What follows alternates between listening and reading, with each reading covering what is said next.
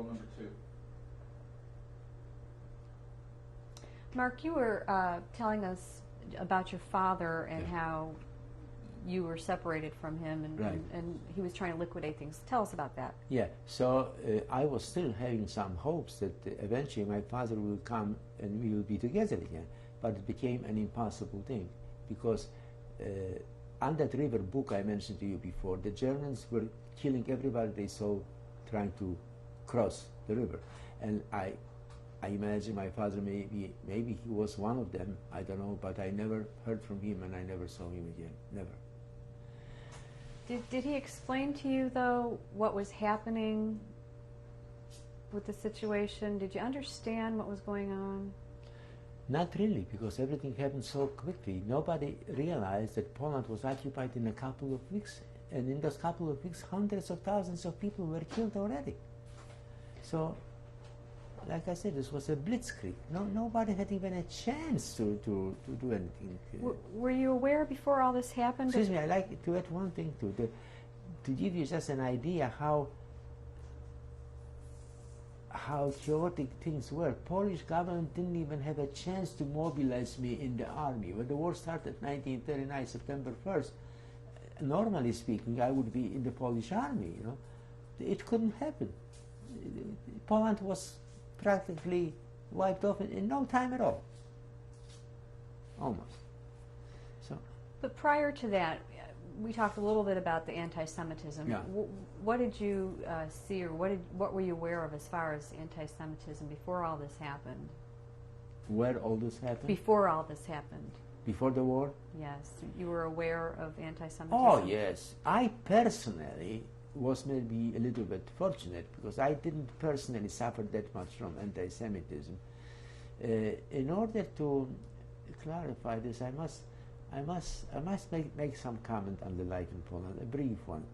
You see, most of the Jewish people in Poland were really living on the fringe of the Polish society.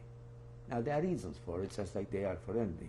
Number one reason was anti-Semitism, which didn't really allow many Jews to hold positions, you know, all kinds of jobs they couldn't get. On the other hand, this caused the Jews to isolate themselves from the rest of the population, from the Poles. And they never quite became, the majority of the Jewish people, we're talking about 3 million people in Poland, 3 million Jews, never quite became part of the Polish society. Anti-Semitism is one reason. The other reason is, see, it is a story with the, sometimes you can compare this with the chicken and the egg. Nobody knows what started first. Because of anti-Semitism, Jews isolated themselves and they had to seek other ways of survival. You know, they couldn't get a lot of jobs which the Poles were able to get. So they turned to commerce, you know, many Poles became terribly anti-Semitic because when they saw 1 or 2 or 10 Jews who were maybe dishonest, they branded automatically all the Jews being crooks. You know what I mean? That's the story. That we suffered with this for years, through generations. That's why I don't like people who say all the Poles are anti-Semites, because that's just as stupid as the Poles who say all the Jews are crooks. It's no such a thing. Even among Germans, there were some Germans who were decent, believe it or not. So one cannot put everybody in the same. It's just unfair, you know. But there's no doubt about it. The majority of the Polish population was anti-Semitic, for whatever reasons. But like I said, church had a lot to do with this. They played a major role as a generator of anti-Semitism in Poland. You know what I mean? Because of what they were trying to brainwash the people in the belief that the Jews are responsible for Christ's death, Jews are responsible for this. Everything that happened that is bad in Poland is because of the Jews. You know what I mean? So that happened in Poland. Not much different things happened. As a matter of fact, Hitler, when he came to power in 1933, he was trying to brainwash the German people into a belief that the Jews have a lot to do with the fact that the German suffers an economic deteriorations or whatever. When the war ended in 1918, you know, the Germans never accepted the defeat. They never could believe that they actually lost the war, you know. And because I want you to know that the Germans, before Hitler, many Jewish people told me that, my father told me that the Germans were on best terms with the Jews. Jews in Germany enjoyed all the freedoms. As a matter of fact, Jews in Germany felt much better about themselves than the Jews in Poland felt about themselves, because the Germans, being not Catholic but Protestant, Protestant religion is in quite substantial way different from Catholics. And so far as the Jews are concerned, the Protestants were much friendlier to Jews than the Catholics ever were. So in Germany, Jews felt a lot better than in Poland. That's why this was such a shock for the Jews in Germany to believe that the Germans could become not just anti-Semitic, but murderers. They became professional murderers. That's what Hitler did. He was brainwashing the Germans into the belief that Jews are the cause of all the economic problems they had in Germany. As a matter of fact, in times of Tsar in Russia, the Tsar was also trying to do this. The Jews are always the scapegoat. Whatever goes wrong is because of the Jews. Now, I like to go back. I think you would like me to go back to the original thing. Well, I would like to ask you, when September 1st, 1939 came around, and you left your father during that time frame. Right. Because on my father's insistence, he wanted to save me. And what did he say to you? That I must go because my life is so much in danger, which it was. Because the young people were immediately taken into concentration camps and all that. The older people, first they started with the young. So my father said, you go first and then I will meet you somewhere in the eastern part of Poland. But that never happened. And I never stopped feeling guilty about that either. I want to tell you what happened. Then when I actually reached already the eastern part of Poland, I told you eventually the Russians led us through. And they didn't allow us to stay there. So they told me, hear this, they told me that either you go back to the Nazis or you go deep Russia.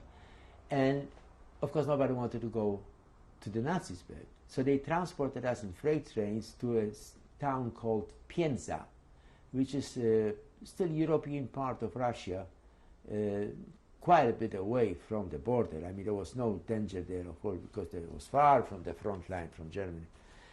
Over there in Pienza, I was working there, I don't even remember all some sort of slave jobs, but our lives were not threatened the same way as they were threatened under the Nazis, you know what I mean? There was no political anything like that.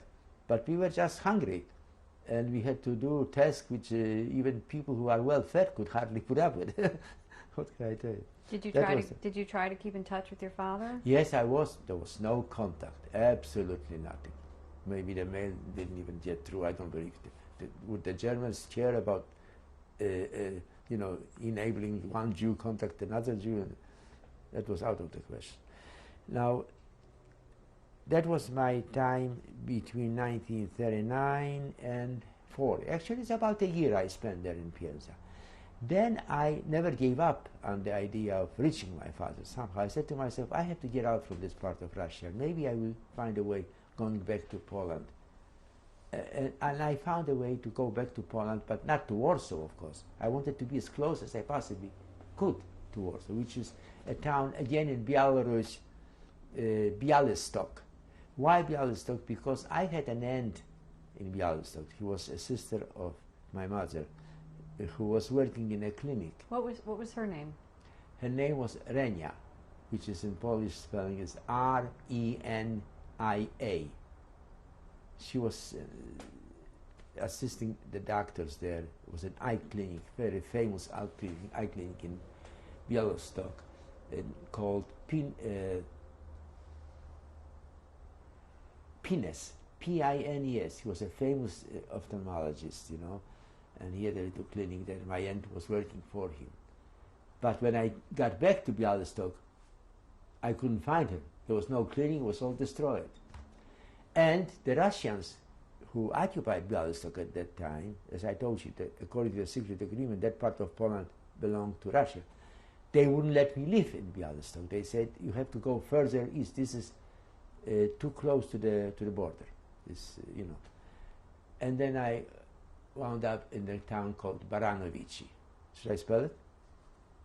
If it is important. It's close to Bialystok, Baranovichi, and I was teaching there. I learned Russian already on my first trip to Russia, and I was able to teach some little kids the Russian language. The kids were Belarusians, you know, they had their own language, which is very similar to Russian. But I picked up the Russian language very quickly, so I taught them the Russian, because they had to learn Russian. They were under Russian occupation. And all the other subjects, children, 5, 6 years old and all that. And then I will never forget, it was 1941, June the 22nd, as I was sitting in the library and reading something in Baranovichi, which was a nice sized town. All of a sudden I see the German planes, the Messerschmitt, bombarding everything, and here I hear the announcement on the radio in the library that the war broke out between Russia and Germany, which was a totally unexpected, shocking experience, because a year ago they were pretending to be friends. Imagine. But Hitler had his plans a long time ago, and the Russians didn't know it. He didn't stop on Poland. He wanted to destroy the world, including this country. As a matter of fact, he had it planned. So the war broke out, and I was near a field of rye and whatever was growing there, you know. It was a time of harvest, June 22nd, hot. And I was hiding there, and a lot of people got killed instantaneously. You know, the guy from the plane was shooting just like that, the Messerschmitt, which is the German planes, you know. And I was wounded. Now, would you ever believe that the fact that I was wounded saved my life? You say, how is that possible, right? See, we always talk about logic. There are many things which defy logic completely. I mean, that doesn't make any sense, but it made sense in my particular circumstance. I'll tell you why. And as I was wounded, I was, of course, covered with blood and all that. There was few Russian ambulances there. After the attack of the German planes, they were looking to these fields and searching for bodies. And I was laying there, all bloody, and had a big hole here in my arm, which I still have a mark of it.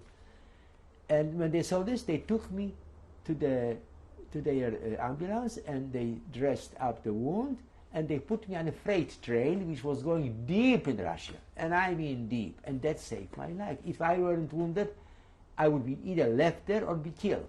So the fact that I was wounded saved my life. And of course, on my way to Russia, the freight train was making several stops, and on each stop they were changing my dressing, you know. And eventually I wound up in a small town called Sarapul, way out there, thousands and thousands of miles deep in Russia. That is one time I appreciated the size of Russia, I tell you that, because I was very far from the German front lines. And the best place one could be in at that time was a hospital. They took me to the hospital, and the doctor, all the people in there are red hairs. They all have red hairs in this particular province. And the doctor, her name was Protopopova. I will never forget this as long as I live, because she saved my life. And why I said the hospital was the best place? Because it was the only place where they had food. In hospital they had food. Every house was starving. Everybody else was starving. It was the wartime, you know. The war was still going on between Russia and Germany. But the hospital had to have some minimum food. And I didn't want to go out. I wanted to stay in this hospital as long as possible. So they fed me. I had bread, I had soup, even occasionally I had a little piece of meat, which was unbelievable, really, considering the fact that most of the country people were starving. And I was there pretty much to the end of the war, practically. Well, I mean, not in the hospital, but I was, after I was released from the hospital, I was working. I may tell you, I would like to tell you one of my work experience in Russia, which can happen only in Russia, nowhere else. They had a lot of those camps they called forced labor camps, which are not to be confused or compared in any way to the German concentration camps. But we were also led to work with bayonets and dogs and all that, like some sort of criminals. They never trusted me because I told you, I mentioned to you before, I was from Warsaw. People from Warsaw could not be trusted because we were suspected of being Nazi spies, which is total nonsense. But you couldn't talk to the communists. I mean, whatever they said, that was it. Now here is the job they gave me. There is a river Kama, which is the biggest tributary to river Volga. You heard of Volga. It's a huge, tremendous river. Kama is also very big. Now they were trying to, I never remember the word in English for it. You know, when you send your wood, construction logs of wood to the water, to the river, on big barges, you know, and Russia has huge distances. It's tremendous. It's beyond understanding, really. And in the meantime, that river froze, and the ice was like 3-4 feet thick. The wood was still stuck in that ice. So my job, and many others' job, consisted of trying to get that ice out, knock that ice out, to drag the wood out, which they needed the wood for construction jobs. Now I had no strength of any kind to speak of. We were starving, we were hungry, we were cold, and here they gave me a huge, how do you call this? A metal, heavy metal, like a stick. I don't know how to call this in English. Just picture a broomstick, except it is like 3 times as long, and it's all heavy metal. So I had to hit the ice in order to get. After I hit the ice, a little piece cracked, which amounted to nothing. We're talking about 3 feet of ice. You know, that was my job for about 3 months. Incredible, incredible. Had you lost a lot of weight by that time? Oh my God, weight! Who was talking? We were just talking about survival. But this may interest you. As severe as the climate is in most Russia, especially in this part of Russia, I couldn't get sick, and I wanted to get sick. If you got fever or something, you get a day off from work, you know, which was like being in a paradise. I couldn't get sick. Well, partly because probably I was young, and you know, when you are young, you can overcome this kind of a thing. And secondly, the climate is great. It's cold, but it's not a climate that makes you sick. Not me, anyway. It's a dry cold, and it's near Siberia. I was very close to Siberia, but I was never in Siberia. Did you witness any resistance over the period of the war? Did I personally, in Russia, being in Russia, you mean? Well, no. Actually, did you witness any of that happening when you were in Germany? No, no. I was with the Germans only a couple of days. Like I told you, I was in a way lucky. You know, I was not. Except for the 2 days of the, you know, they statistically tortured us really. But, oh yeah, did I mention that to you? Oh my God, I don't remember if I... When I was talking about going to Zamość, trying to reach my relatives in Tomaszów, Zamość was overtaken by the Germans after a very short fight with the Poles. But then the next day, there was an agreement between Germany and Russia in accordance with which Zamość belonged to Russia, and that again was another life-saving situation, because if I were with Germans another couple of days, I would be killed, no question about it. I would be in some concentration camp or something like that. That would be the end. But because of that agreement, Zamość was taken over by the Russians, and that was a life-saving thing. I mean, when we saw the Russian tanks and the Russian soldiers, everybody was using them. They saved our lives, but we couldn't remain there. And we didn't want to remain there, because how could anybody know if the next week they will change their plans again? You know what I mean? It was a totally unbelievable situation. Every one of us who survived is by sheer miracle. Like I told you, who would know that you have to be wounded to remain alive? So you were working on the ice. Yeah. Where did you go after that? Well, eventually, I was doing this like for about 3-4 months. I had another job in Russia, which was running a tractor. They trained me to be a tractor operator, you know. They needed people driving tractors. They gave me an old, terrible jalopy. At one point, I remember that I was trying to ignite the thing, you know, and it bounced back at me because it was one of those hand cranked thing, you know. It was before your times, believe me. But the early cars used to have this. Maybe you know that from reading. You didn't have a thing that an ignition, you put a key and the car starts. That wasn't true for many years. You had to use a crank and in order to start the ignition. So that was the way the tractor operated, except the tractor is a lot heavier machine. So if you get like premature ignition, the car, because the crane goes back and can kill you, and almost did in my case. So that was what I had to do. I had to run this tractor machine. They taught me there was a special class, and I was pretty good at it. At least running the tractor gave me an opportunity to have some more bread, because what we were doing, it was like a stationary machine. I didn't go anywhere with this tractor. We were milling, you know, like when you have a mill, you know, you make flour, you know what I mean? And that machine was connected with the other machine, and the tractor's engine was running it, you know what I mean, and creating flour, milling, you know. It was like a milling machine, like, you know. So that was my job. I had to sit there all day and watch the tractor run. I even had a job once which was considered a miracle for about 3-4 weeks in a bakery. In time of war, when people were starving to death, working in a bakery, surrounded by all that bread, was being in a paradise. You could eat all you wanted while you're there, but you were not allowed to take a crumb of bread out of you. If they catch you taking a slice of bread, they kill you. That was the law. And the way things happen, you know, while you're there, you see all the bread around you, you're not hungry. You become hungry when you leave the bakery. That's when you feel that you want to eat, which is incredible, but that's the way it is. So then the war ended in 1945 in May, and here is where I'm coming to the most interesting part. I was not married at the time, and I had no idea at all that my wife is in the general area where I am, just by sheer miracle. She came to that area where I was, not knowing anything about me, and she asked somebody, there are any Polish Jewish refugees here in this general area? She said, oh yes, there is a group of Polish.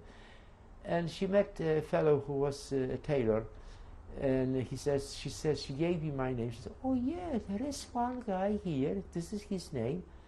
My God, and he works here, you know, with us. He was a tailor. And that was in that town, Sarapul. When we saw each other, it's something you can only see in the movies, because, you know, we are talking about like 5,000 miles deep in Russia, and you are going to meet somebody you know from home, from Warsaw, Poland, a former neighbor of yours, which comes from the same building. You can only see something like this in the movies, you know. So we decided that we are kind of destined for one another, and this is it. We didn't have any Jewish wedding because we couldn't get a rabbi in Russia at that time anyway. Forget about that. So we decided that we are going to be together. And the war, after the war, 1945 May, there was an agreement between Russian and Polish, the new Polish government, you know, that the former Polish citizens, Poles or Jews, if they want to return to Poland, they can do so. So we immediately signed up on that list, you know, and hoping that we will find some survivors in Poland. We came to Poland in 46. We were, you know, no, before going to Poland, yes. Wait a minute. Before going to Poland, we went to Austria, because that's where they sent us. We only could go wherever they sent us. We were in a little town called Linz in Austria, and there we got the hold of a rabbi, and the whole group of us got like a common wedding, whatever you want to call it, and they gave us rings, and then we were for. I still have the ksiba. You know what that is? Katuba. You know what that is? I still have it somewhere here. And the rabbi officiated, and we were married in accordance with the Jewish law. And then we were trained by some people, by some Jewish organization, to become halutzim in Israel, Palestine at that time. In other words, we were considering a possibility of going to Palestine. However, nothing materialized, you know, we couldn't go there. And then, what happened then? We're talking about 90. Oh yeah, yeah. And then, of course, we were sent. There was an organization, UNRWA, United Nations Refugee something organization, which was kind of in charge of all the refugees. We were refugees, you know, victims of the war, and they sent us to Germany. And then I found myself in Ulm, which is Bavaria, southern part of Germany. By the way, Einstein was born in Ulm. And Donau. Donau is the name of the river, in English, Danube. Blue Danube, you heard of the waltz, Blue Danube maybe, that's in English. And in German is Donau.